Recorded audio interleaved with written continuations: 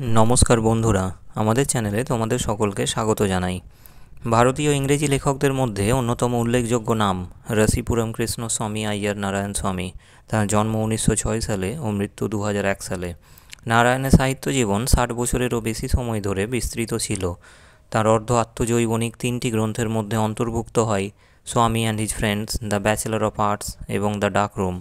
তার প্রসিদ্ধ ছোট গল্প সংকলন মালগুড়ি ডেজ এবং দ্য ইংলিশ টিচার এখনও দারুণভাবে পাঠিত হয়। তার উপন্যাস দ্য গাইড চিত্রায়িত হয়েছিল। তার অধিকাংশ গল্পগুলি মালগুড়ি নামক কল্প শহরে গড়ে উঠেছে। নারায়ণের সরল শৈলী, পরিষ্কার ভাষা এবং মৃদু বিদ্রূপ তাকে ভারতীয় জীবনের বর্ণ ও বৈচিত্র্য চিত্রিত করতে সহায়তা করে। তিনি বহু সম্মানে ভূষিত হন, যার মধ্যে পদ্মবিভূষণ, সাহিত্য একাডেমি পুরস্কার, এসি বেনসন মেডেল ইত্যাদি অন্যতম। 2001 খ্রিস্টাব্দে তিনি পরলোক গমন করেন। আজকে আমরা নিয়ে এসেছি আর কে নারায়ণের লেখা একটি বিখ্যাত ছোট গল্প ফাদার্স হেল্প। গল্পটি আর কে নারায়ণের বিখ্যাত রচনা মালগুড়ি ডেজ থেকে সংকলিত। এটি একটি বালকের গল্প। এই গল্পে লেখক বিশ্বজননী ছাত্রজীবনের কথা উপস্থাপন করেছেন। পৃথিবীর প্রায় সমস্ত ছাত্র বা ছাত্রী স্কুলের প্রতি অনীহা আছে। তাদের বেশিরভাগ রোজ স্কুলে যেতে অপছন্দ করে। ফাদার্স হেল্প গল্পের বালকটি অর্থাৎ স্বামীনাথনও স্কুলে যেতে অপছন্দ করে, তাই সে বিভিন্ন অজুহাত দেয়। এখানে লেখক খুব সুন্দরভাবে একটি ভারতীয় পরিবারের ছবি তুলে ধরেছেন। চলো তাহলে এবার আমরা গল্পটি শুনে নিই বাংলায় লাইন বাই লাইন। বিছানায় শুয়ে শুয়ে স্বামী এটা ভেবে শিউরে উঠল যে আজকে সোমবার সকাল। মনে হচ্ছিল যেন এক মুহূর্ত আগে শুক্রবার ছিল। ইতিমধ্যেই সোমবার এসে হাজির। সে মনে মনে আশা করছিল তাকে যেন স্কুলে যেতে না হয়। সকাল 9টার সময় স্বামীনাথন কেঁদে উঠল, আমার মাথা ব্যথা করছে। মা সদয়ভাবে পরামর্শ দিলেন যে সে বাড়িতে থাকতে পারে। 9:30টার সময় যখন তার স্কুলের প্রার্থনা কক্ষে থাকা উচিত ছিল, স্বামী তখন তার মায়ের ঘরে চৌকিতে শুয়ে রইল। বাবা তাকে জিজ্ঞেস করলেন, তোমার আজ স্কুল নেই? মাথা যন্ত্রণা। স্বামী উত্তর দিল, বাজে কথা, পোশাক পরে নাও আর এখনই স্কুলে যাও। মাথা যন্ত্রণা করছে। রবিবারগুলিতে এবার থেকে একটু কম করে ঘুরে বেরিও, আর তাহলে সোমবার মাথা যন্ত্রণা করবে না, তার বাবা বললেন। স্বামী জানতো তার বাবা কতটা কঠোর হতে পারেন, সুতরাং সে কৌশল বদলে ফেলল। আমি এত দেরি করে স্কুলে যেতে পারি না, তোমাকে যেতেই হবে, এটা তোমারই দোষ।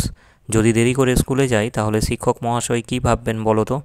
তাকে বলবে যে তোমার মাথা যন্ত্রণা করছিল তাই দেরি হলো। এরকম বললে তিনি আমাকে বকাবকি করবেন, তাই নাকি? দেখাই যাক তার নামটা কি। স্যামুয়েল।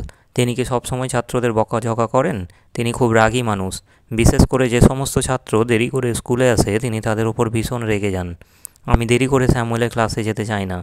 তিনি যদি এতটাই রাগী হন তাহলে প্রধান শিক্ষককে এ ব্যাপারে অভিযোগ করো না কেন?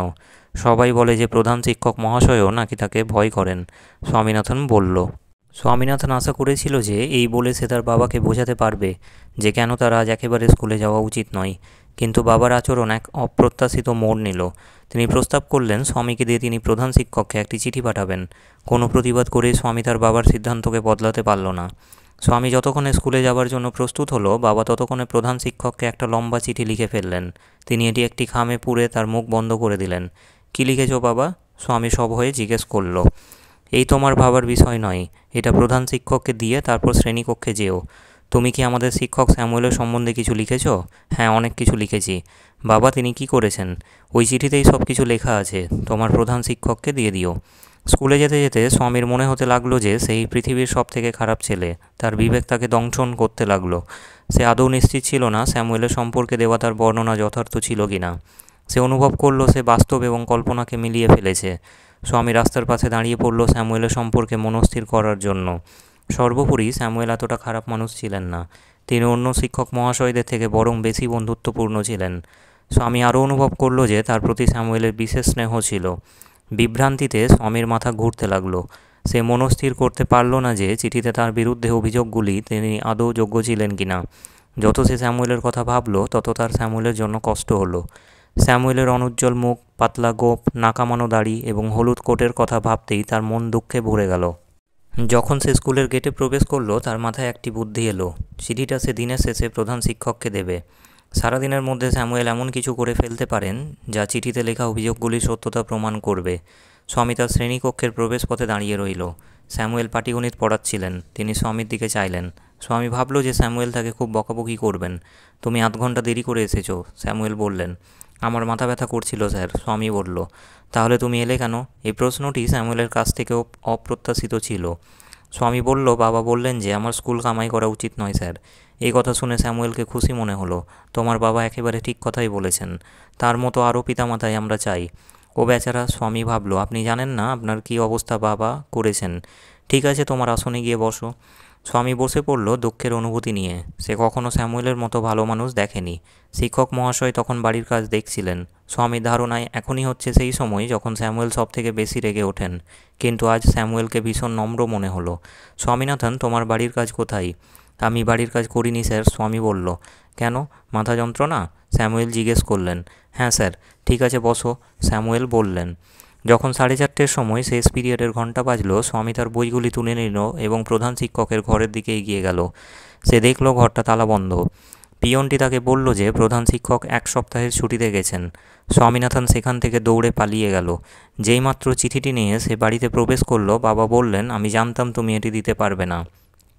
কিন্তু প্রধান শিক্ষক মহাশয় তো ছুটিতে আছেন, স্বামী বলল। বাবা স্বামীর হাত থেকে চিঠিটি ছিনিয়ে নিলেন এবং ছিঁড়ে ফেললেন। স্যামুয়েল যদি আবার কখনো ভর্ৎসনা করেন, আমার কাছে আর সাহায্যের জন্য আসবে না। স্যামুয়েলের বকুনি তোমার জন্য প্রাপ্য, তিনি বললেন। এবং গল্পটি এখানেই হঠাৎ শেষ হয়ে গেল। তাহলে আজকের ভিডিওয়ে আমরা আলোচনা করলাম আর.কে নারায়ণের লেখা একটি বিখ্যাত ছোট গল্প ফাদার্স হেল্প। যদি ভিডিওটি তোমাদের ভালো লেগে থাকে তাহলে ভিডিওটিকে লাইক, শেয়ার ও চ্যানেলটিকে সাবস্ক্রাইব করতে ভুলবে না। জুড়ে থাকার জন্য তোমাদের সকলকে ধন্যবাদ।